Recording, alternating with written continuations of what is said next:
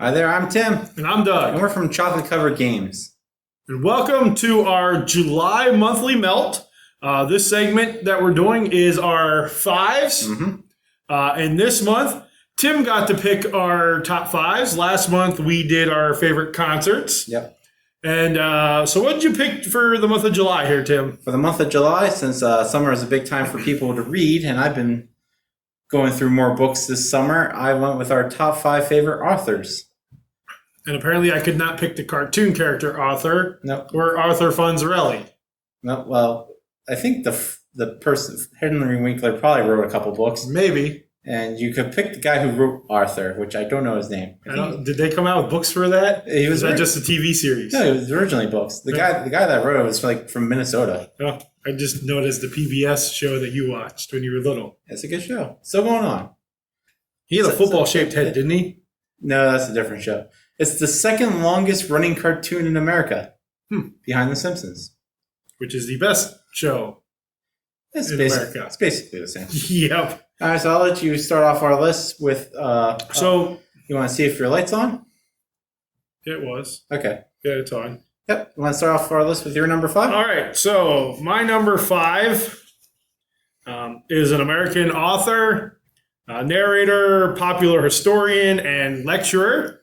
He's a 2-time winner of the Pulitzer Prize and the National Book Award and recipient of the Presidential Medal of Freedom, which is the United States' highest civilian award. And this gentleman was born and raised in our home state. He was born in Pittsburgh. Okay. And it's Mr. David McCullough. So David McCullough went to Yale University. His first book was about the Johnstown flood. It was the Johnstown flood, the incredible story behind one of the most devastating disasters America has ever known.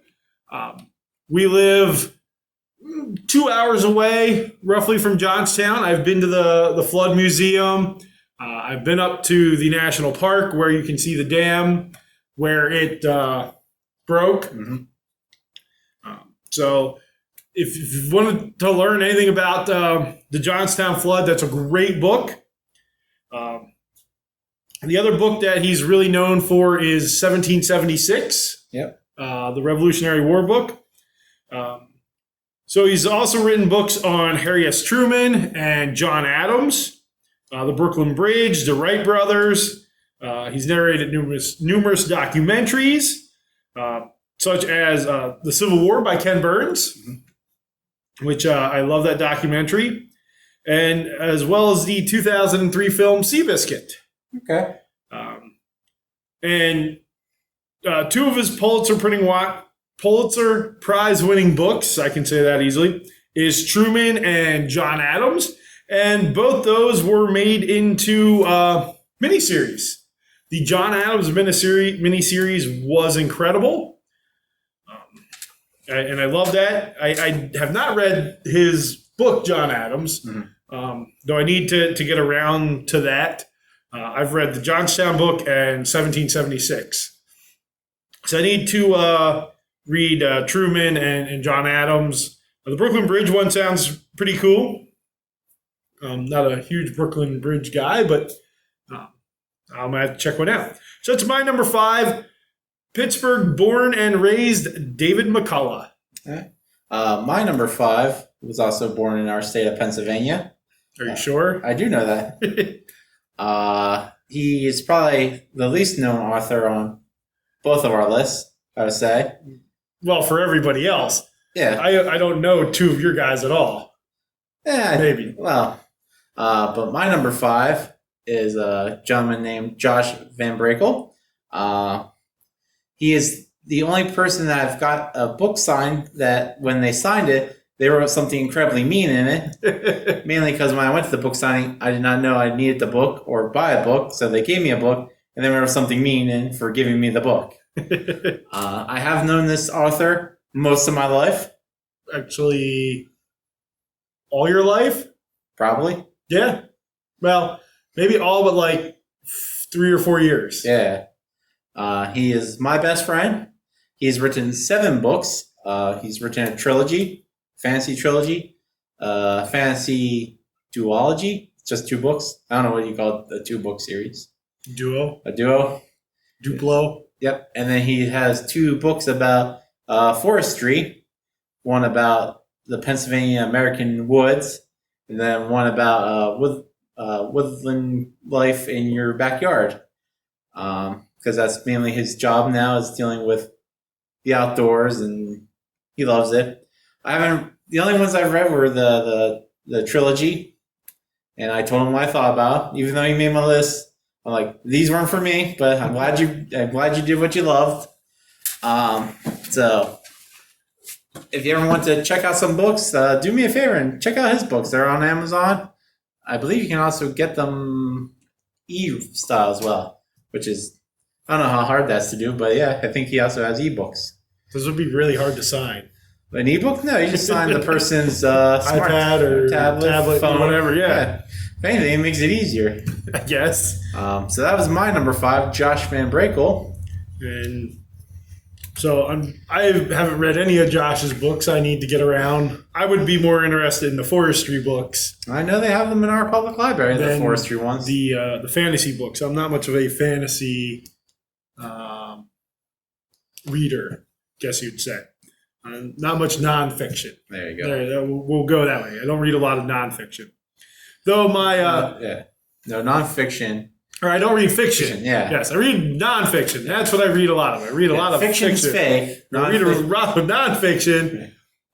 I hate fancy. All I read is is fiction. Yes, I read a lot of nonfiction. Though my number 4 is a duo that wrote a lot of fiction. In fact, I believe all they wrote is fiction. Mm-hmm. They're American writers and illustrators, and they are best known for creating a children's book series, and that would be Stan and Jan Berenstein. So their name is Steen, but the books are Berenstein. Berenstein. So Stan and Jan Berenstein. Yeah, because it ends with an A, or has an A. A-I-N. Yeah. Berenstain. Whatever you call the Berenstein Bears. Which is incorrect because it doesn't end with an E. So again, both Stan and Jan were born in our home state. They were born in Philadelphia. I did not know that. Yep.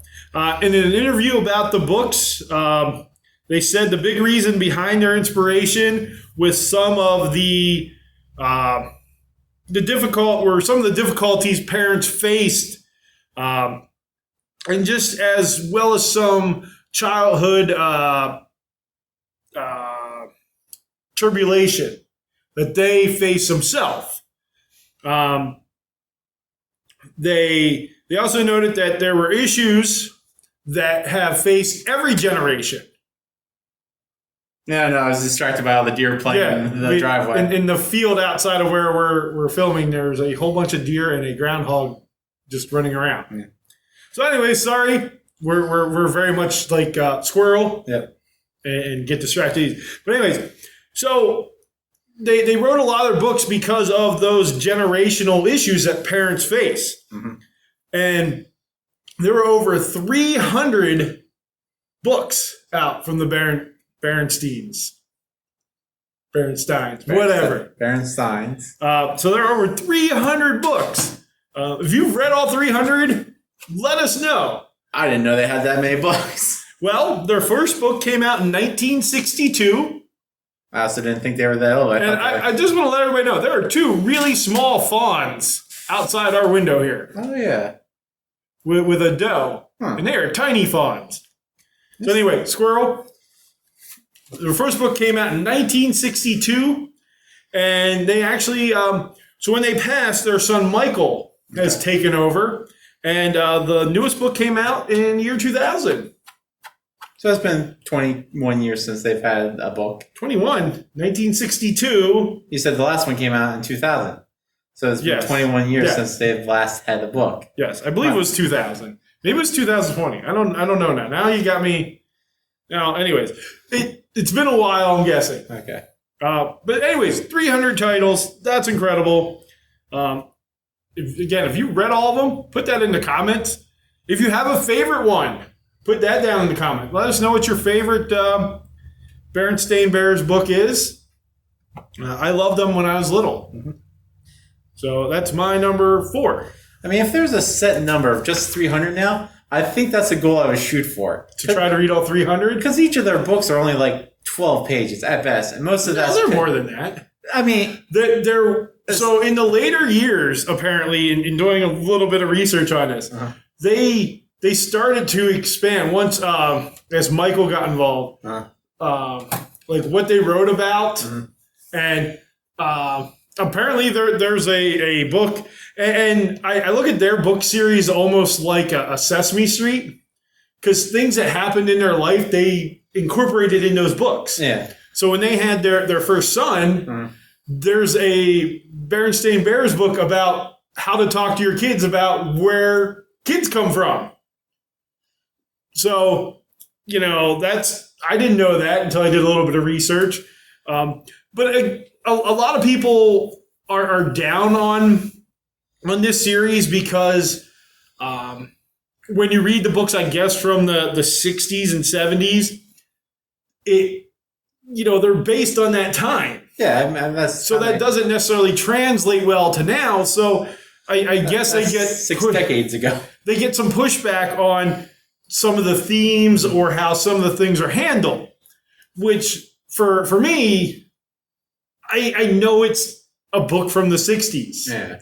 If you're reading, I don't know, a book that's based on that time period, and you were born in that time period, some things are going to feel foreign, and you may feel I don't know what I'm trying to be very... I'm just wondering if one of the later books dealt with school shootings. Because if it came out in the 2000s, I went to school in the 2000s, the early 2000s, and it just seemed like every week it was on the news, and you were always worried, and it was something they were always running specials on every single. Yeah, I don't know what the last one was. Media be like, oh, beware of your child's safety, and I mean it's still a thing. And I think that'd be an interesting way to talk to your kids about if you didn't want to deal with the issue depending on their age. Well, let me look here. I'll pull up the list of books. I did know that the first book that came out in 1962 was called The Big Honey Hunt. And See, they couldn't print that today. You can't call girls honey.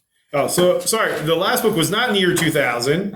It was in the year 2020. So Yes. I was right. I bet you they've done one about a hunter at the school. So the one that came out in 2020 was called Halloween is Sweet. They had one, The Father's Day Blessings. Bears Play a Fair Game. So just a lot of different things. And again, these were hugely popular when I was in school as a little kid. And I had a lot of these. Like here in 2013, Good Deed Scouts Help Their Neighbors. I think that would be cool. Maybe I need to find that and read that. Mm-hmm. I can read that to Tim before he goes to bed. Yep. So anyways, my number 4 is the, it's not the Berenstain Bears. It's Stan and Jan Berenstein. /Mark then. /Mark, yeah. Even though I don't think I've read any of the ones with him. Yeah. Well, when I give my number 4, I'll have you check the camera to make sure it's still rolling. My number 4 is Shel Silverstein. He is most... Still going? He gave me the thumbs up. He is most notable for, I would say, Where the Sidewalk Ends, Light in the Attic. I remember having to read these when I was in elementary school. One thing I did not know about him is he was also a songwriter. I believe I did know that. The most popular song that you would probably know, well, there's a couple songs you would know from him, would be A Boy Named Sue. Yeah. He wrote that. He wrote Cover of the Rolling Stone. Did he? Yep, he wrote that song. Huh. And probably the song that we've heard the most was originally a poem of his that they made into a song called The Unicorn. He wrote the Unicorn song? He wrote the poem. The poem. That became the song. Really? Yep. Huh. So You surprisingly know a lot from this person. I do. Yeah. He wrote a bunch of. He has country a bunch songs. of albums. Oh yeah. Boy Named Sue and other country songs. Yep. Huh. Yeah. He wrote a bunch of country songs that you would recognize. It was very surprising to me. I'm like, oh, here's just this random poet who's wrote a bunch of poetry. I'm like, oh no, he also did a lot of music. I think he performed with Johnny Cash once on Hee Haw, Huh. which was also a fun fact I can throw out there. Yeah. Hey, Hee Haw is a great Yeah. show. But yeah, I don't go too much in depth in my guys, but I think those facts alone were fun enough. Peanut butter sandwich. You wrote that? Well, it's from Where the Sidewalk Ends. I don't know if it's the same. Maybe. I'll have to look that up. Huh. Yeah, he was very big and very popular. I just remember having to read those books in elementary school when they're like, here's your 5 books, choose one to read. So I went with the one that I thought would be the easiest, and boy was I wrong. Because I'm like, oh, this book has some illustrations. Not many illustrations. I think he did The Giving Tree. I want to say that was him as well. I could be wrong. I'm looking up these songs that he wrote. This is very fascinating to me now. That one, my author is a songwriter. Yes. It was an interesting fact. Well, it makes sense. I mean, what's an author besides a songwriter that just has music overlaid over their words? Yeah.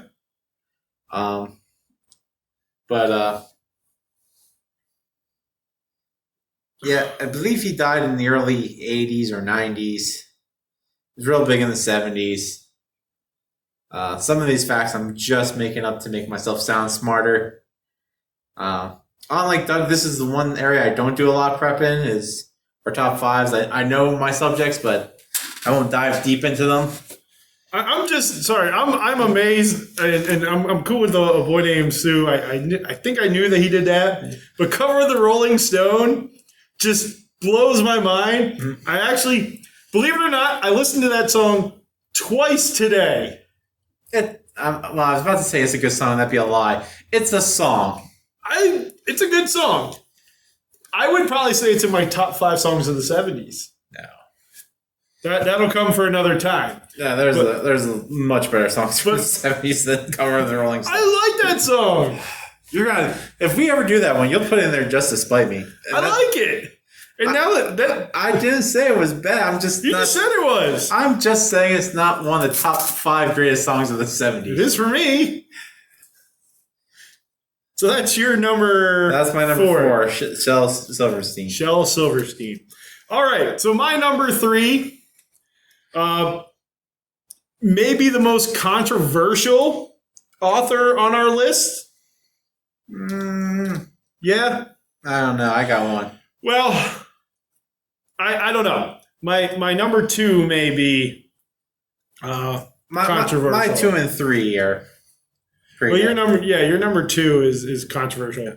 But so my number 2 is an American philanthropist, former politician, businessman who served as the 39th president of the United States, and that is Mr. Jimmy Carter. Yep. Good old controversy Carter. Well, a lot of people don't like Jimmy Carter, people that were alive during his presidency. Well, he tried to make us learn the metric, the worst of all ways of doing numbers. I was born in 1979, so I only lived through a very short time. Yeah, because of his presidency. You have been in there for, what, a month?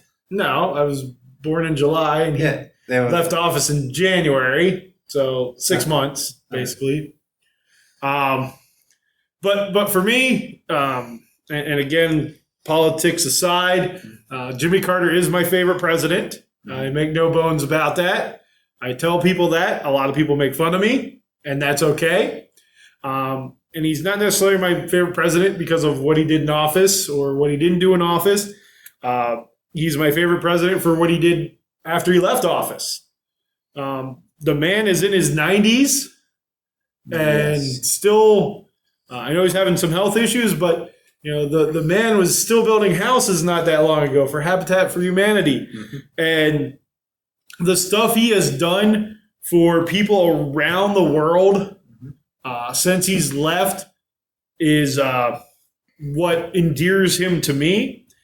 In 2002, he was awarded the Nobel Peace Prize, and he founded the Carter Center, which I hope to someday be able to visit. I was not able to get down to one of his Sunday school classes. He would still teach Sunday school at his church, and I think that would just have been so cool to learn from him. But Mr. Carter, or President Carter, has written over 30 books. And a couple that I've read that I really enjoy is Living Faith, An Hour Before Daylight, Memoirs of a Royal Boyhood. And that's just all about his growing up. Living Faith is more about his faith and everything. And then The Hornet's Nest, which is a novel about the Revolutionary War, which was most of the stuff he writes is nonfiction. That's a fictional book about a boy fighting in the Revolutionary War. If you want to know anything else about Jimmy Carter, I like I said, I try to avoid politics on here. So that's why I would say he's controversial. Though how anybody could ever think that about Jimmy Carter?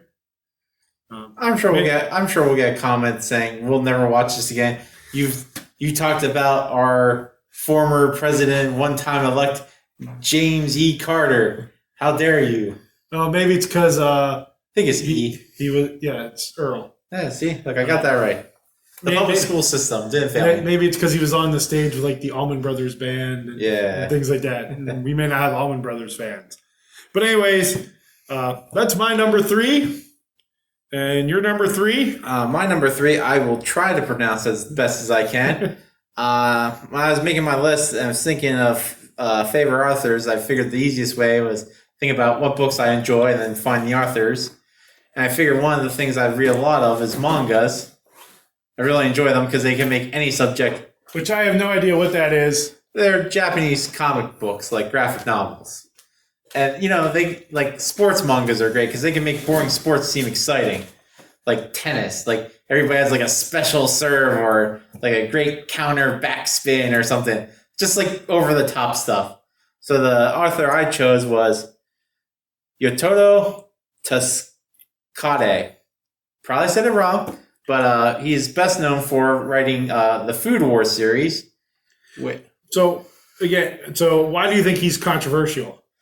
Well, this is his most well-known mainstream books.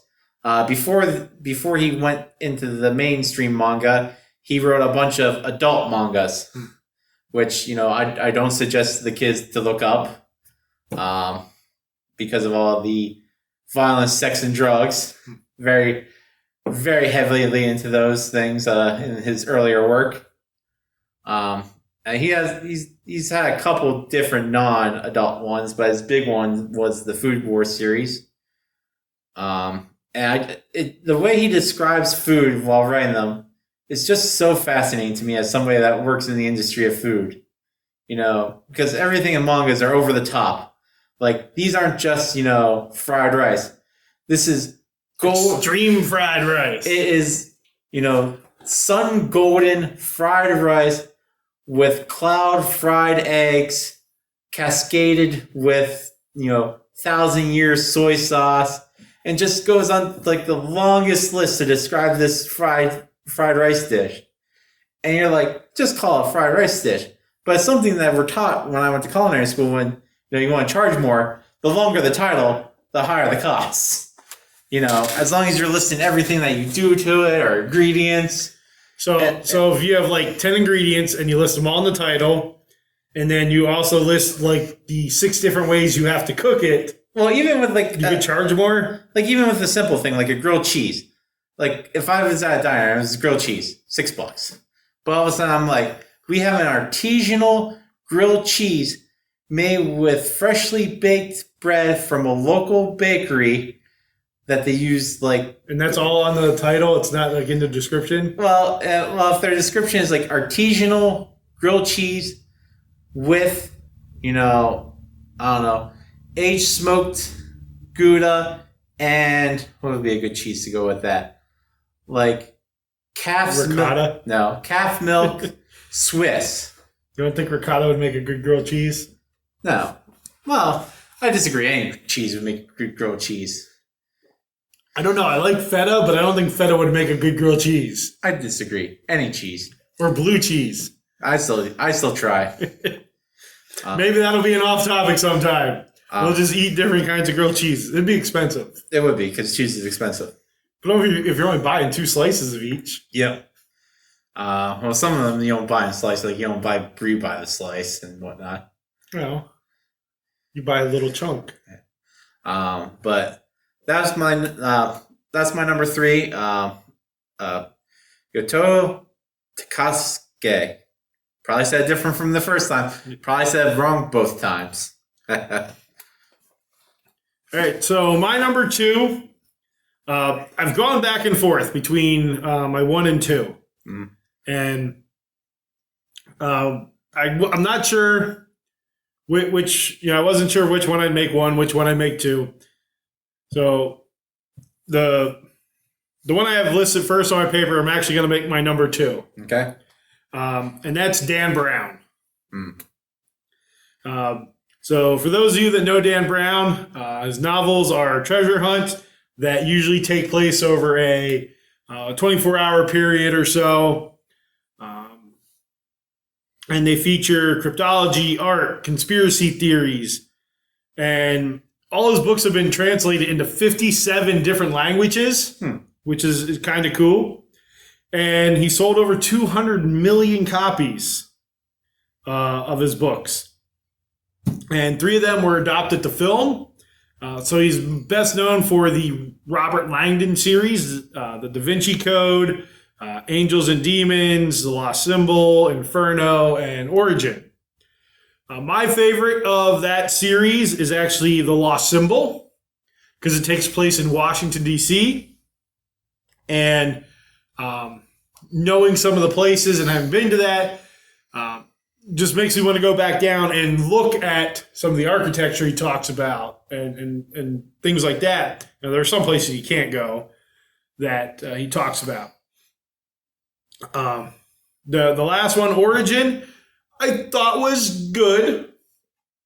I pretty much had it figured out about 3/4 of the way through.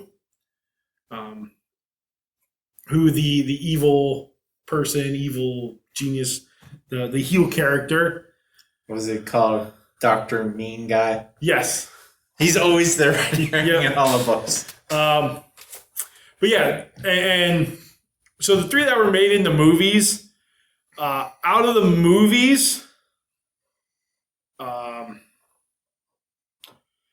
I would say the Da Vinci Code is the best of the 3.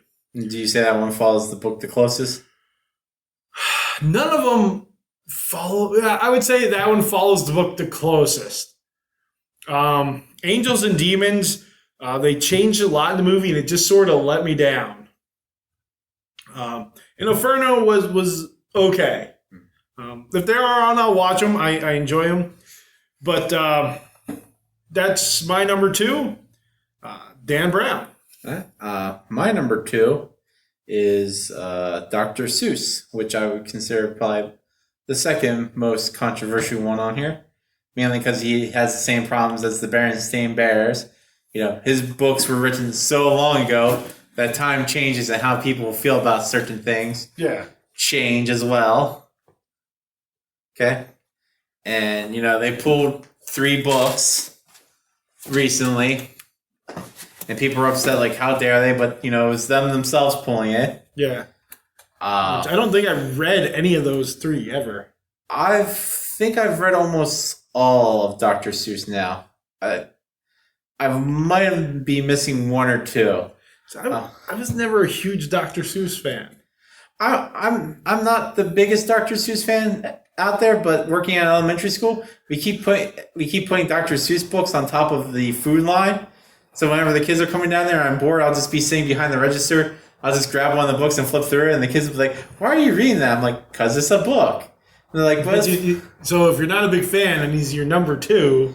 well, the thing is, I've read so much of his, it's a volume thing, because there's a good chunk that's really good, and other ones that are like, well, he was probably just told, have a book. Yeah.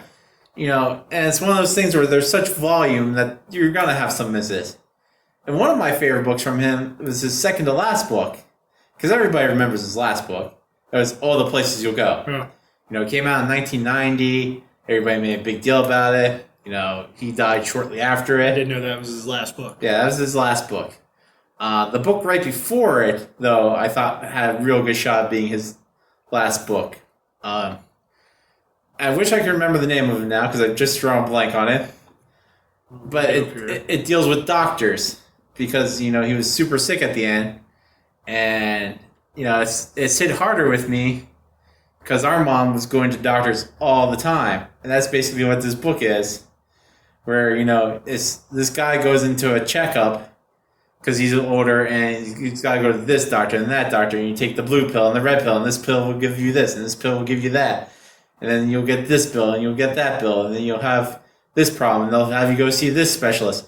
And it's a book that, when you're reading it, you're like, man, the person that's writing this is really bitter. It's one of the few books that you're reading that you can feel the bitterness coming through a book. And it's such a diversion from most of his books that you're like, because it doesn't end happily. It just I'm not going to get up today. no. What's the couple before? Keep reading a couple before. The Butter Battle book. Okay. The No. Lorax. Fox and Socks. Hop on Pop. Then the retired ones were, and I think that I saw it on Mulberry. No, I know Street. it's not one of the ones retired. Type in Dr. Seuss Doctor Book. Because it's not. I'm not going to get out of bed today, but I know it had to be close to one of his last ones. So that was the second to last Okay, one. well, it might not have been a second, but it was very close to the end of his career.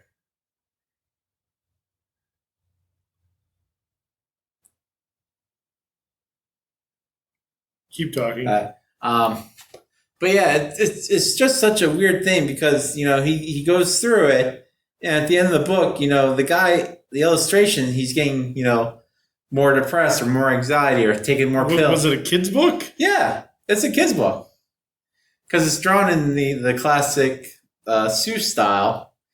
And, you know, there's a goldfish in the waiting room, and he's just watching the guy being taken from room to room to room to room. And, you know, at the end of it, he leaves the hospital, and he just looks miserable. And the book just ends on a miserable note like that. And, you know, it's such a weird book, and I guess it's to let kids know. You're Only Old Once? That's the name of it. It came out in 1996. All right. It's called You're Only Old Once, a book for obsolete children. I didn't know the full title, but yeah, it's a bitter, sad book, and you know, So that was actually in the middle of his book writing. was it? So maybe you got sick a whole lot sooner than I thought. But yeah, you can tell he was fed up with like the medical system in this book. You know, with having a mom that had to go from doctor to doctor to doctor. So this was not a kid's book. It wasn't? But it was written in the style. Also wrote a pair of books for adults. The Seven Lady Godivas. I haven't read that And a one. retelling of Lady Godiva legend that included nude depictions. Okay. Probably not a kid's book then. And You're Only Old Once, which chronicles an old man's journey through a clinic.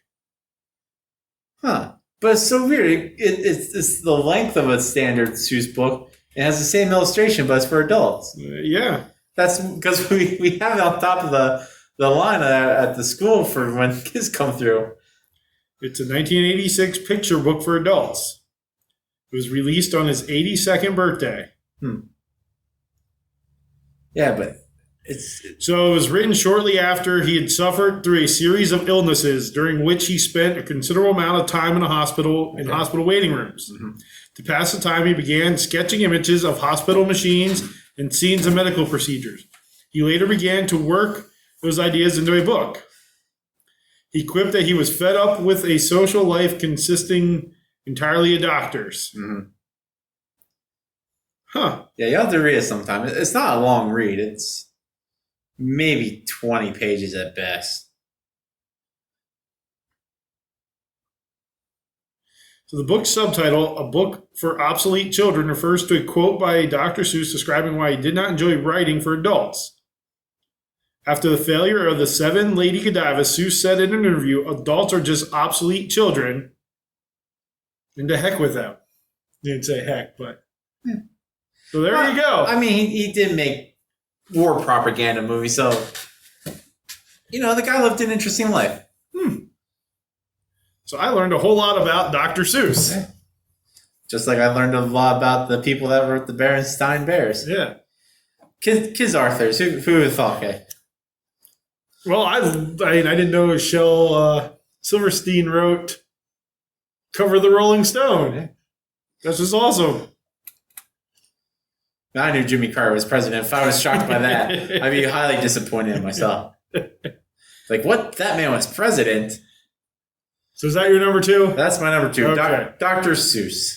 And my number one, so this gentleman wrote 105 works, 89 novels, 14 short story collections, and 2 full-length works of nonfiction, which, believe it or not, I have not read the nonfiction ones.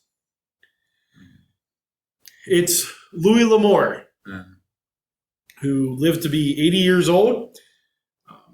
So Mr. L'Amour was a merchant seaman until the start of World War II. During World War II, he served in the United States Army as a lieutenant in the 362nd Quartermaster Truck Company. Okay. And the thing that I found interesting, the book series that drew me to Louis L'Amour, he doesn't take any claim to writing them. And that is the Hopalong Cassidy series. The Rustlers of West Fork, The Trail to Seven Pines, The Riders of High Rock, and Troubleshooter. I've read all of them. That is the book series that drew me into liking Westerns. So these were originally written under the pseudonym Tex Burns. It's a good Western name. It's a great Western name. Who's riding in town? Tex Burns. Yep. So L'Amour was commissioned to write 4 Hopalong Cassidy books in the spring and summer of 1950 by Doubleday's Double D Western imprint. They were the first novels he ever published, and he denied writing them until the day he died. And he refused to sign them for anybody that brought them to a book signing. And the reason he gave to his young son at the time was, I wrote some books, I just did it for the money, and my name didn't go on them. So now when people ask me if they were mine, I say no. When his son was asked if this would be a lie, he said, I just wrote them for hire, they weren't my books, is what he tells people. But in that Western world of writing, there's Louis L'Amour, there's Zane Grey, which I don't think I've actually read any Zane Grey. Which is surprising since you're such a huge MASH fan. Thought you'd just read them for that fact. Because Colonel Potter read Zane Grey. Yeah. No, Louis L'Amour, and there's a new guy, I don't know how new he is, that I got that wrote that series I watched, Longmire. I believe the name... Dan something or Nah, I thought it was something Johnson. Maybe. I got the first book in that series. I need to read it. I enjoyed that show. I enjoy Westerns. Recently, I've really gotten into them. I'm sure if there's a Gunsmoke book series out there, I need to find it and read it. But anyways, Louis L'Amour, and again, the guy wrote 105 works, which is awesome. I wonder what the 2 nonfiction ones were about. Yeah, I don't know. I'll have to look that up sometime. So that is my number one, Louis L'Amour. Okay, and my number one is gentleman who's written, oh geez, probably 30 to 40 books by now. And I don't even know this guy. He's had an adult series of books, like adult thriller books. There was like 5 of those. Never read those ones. I've only read his young adult stuff, which, because I like fantasy stuff and deals with like Greek gods and Roman gods and just mythological stuff, which I've always found interesting. And that gentleman's name is Rick Riordan. See the guy who writes the Percy Jackson series? Yes. Okay, so I know that. I've never read any of it. I know. I figured because you have that whole series. Yeah. It's a decent series. It's probably my favorite series out there. He's working with Disney to make it into a show. Well, they came out with some movies. They did. So everybody hated the movies. Do the movies follow the books? No. Okay. Not in the slightest. That's why a lot of people hate the things. Because he wanted the movies to be more like Harry Potter, where they were close to the books and they hired young, unknown actors to grow up with the movies. Instead, they hired people that were twice the age of the characters, because one of the themes in the book is like before they turn 16, something bad will happen. We have like a 22-year-old guy playing like a 12-year-old. It's kind of easy to tell that he's not 12. That's how it is in movies. So not many people enjoy the movies. I'm one of those people that don't enjoy the movie either. Now, other than the Percy Jackson series, what else would maybe I know him for, or people would know him for?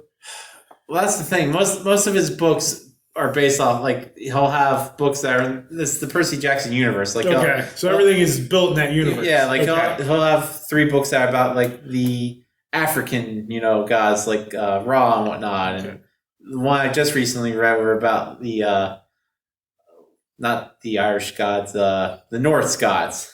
He's writing one about the Irish gods coming up here. When he writes a book about Welsh gods, I'll read that. Yeah. Written in Welsh, so it's just a bunch of gibberish. Then I'll have to get Ian Woosnam to come and translate. What's this word? It's 4 W's and a Q. That's about the only Welsh person I know is I don't know him personally. He's a PGA golfer. I'd be more impressed if you knew him personally. Yeah, is Ian Woosnam. But I bet you it's a lot. It seems to be Welsh. If I cursed in Welsh, I'm sorry. If we have any Welsh people watching, leave a comment below in Welsh so I can't read it. Yes. Or if you know somebody that's Welsh, get them to follow us. Yeah. We're just making a bunch of Welsh people mad at us. Probably. Yeah.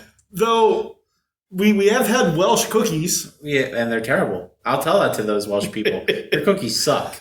But anyways, back to this guy. The interesting thing about him is because he does have a very formulaic style of writing. It's your standard.